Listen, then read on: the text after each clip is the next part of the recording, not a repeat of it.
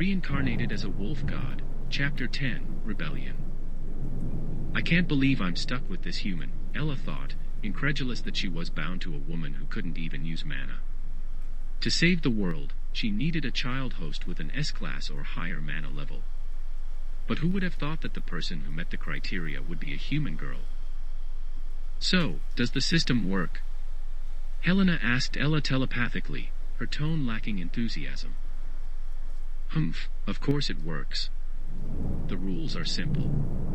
Open the system store and pay for the skills or techniques you want to learn, Ella explained nonchalantly, filing her nails with a conjured filer. Ah. That's it. Isn't there more explanation? What sort of useless system? Helena complained with annoyance.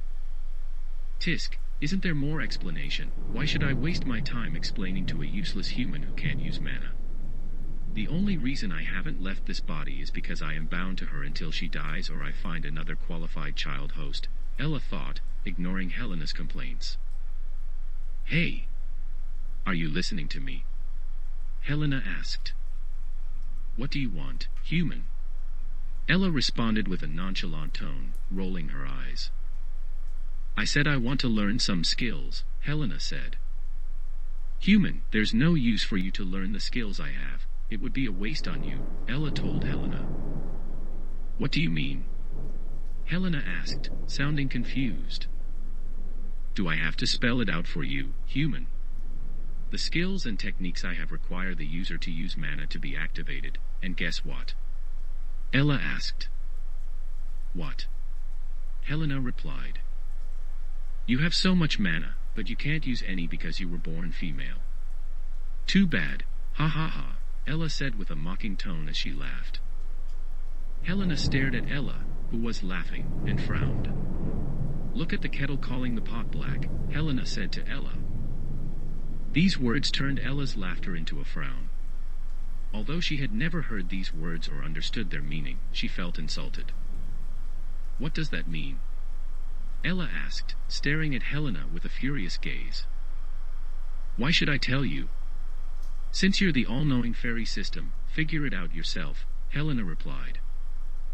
In a rage, Ella flew onto Helena's hair and pulled her smooth silver hair.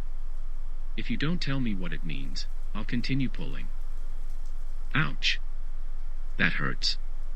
You piece of crap fairy, stop pulling my hair. Helena shook her head left and right, but Ella wouldn't stop. Okay, I will tell you, just stop pulling my hair. Ouch, Helena said. Okay, I'm listening. What does it mean? Ella asked in desperation and anger. Come closer so I can tell you properly, Helena said. Ella flew in front of Helena's face. I am closer now, so stop wasting my time and tell me what the words meant, human. An evil smirk appeared on Helena's face. She moved her hand through the air, catching Ella in her palm. Ha ha ha. Stupid fairy, I've got you now, she said while swinging her hand back and forth, causing Ella to feel dizzy. 3 days later, in the throne room. I greet the glorious son of the empire, Isaac greeted with respect, kneeling and bowing his head toward the emperor sitting on the throne. Why did you seek an audience with me, Isaac? The emperor asked in an indifferent tone. Isaac raised his head while still on one knee. Your Majesty, I am here to report the situation in Coplay. After investigating, I discovered that a member of the Coplay royal family survived, a child born out of wedlock. His mother was a princess who ran away with a commoner, so during the unification, we missed them. Bang. A loud sound roared as the emperor stomped on the floor in rage, causing the throne room to vibrate. Isaac knew the emperor wasn't angry because of the boy, but the hope he brought. Hope is like a plague. Once it infects, it spreads like fire in a forest. The emperor made it his goal during the North's unification to slay every royal family bloodline in each conquered kingdom. But no one would have predicted that a princess ran away from the palace with a commoner. Isaac. Do I have to tell you what to do? Kill him, the emperor yelled in a rage. Your Majesty, I sent the Dark Squad to kill him, but before they could, He was protected by the Thorca Empire, knights, Isaac replied. The Thorca Empire was the richest and strongest empire on the continent until 10 years ago. 10 years ago, when Emperor Maximus von Merla set his sights on conquest. The Thorca Empire sent an emissary to dissuade them from attacking the northern kingdoms, with whom they shared an alliance. But the emperor beheaded the emissary. Maybe this is their revenge for what happened 10 years ago, Isaac thought. Thorca. They think they can interfere with my plans. I'll burn them to the ground. Maximus yelled in rage. His voice, which carried mana, caused the maids walking past the throne room to faint in fear.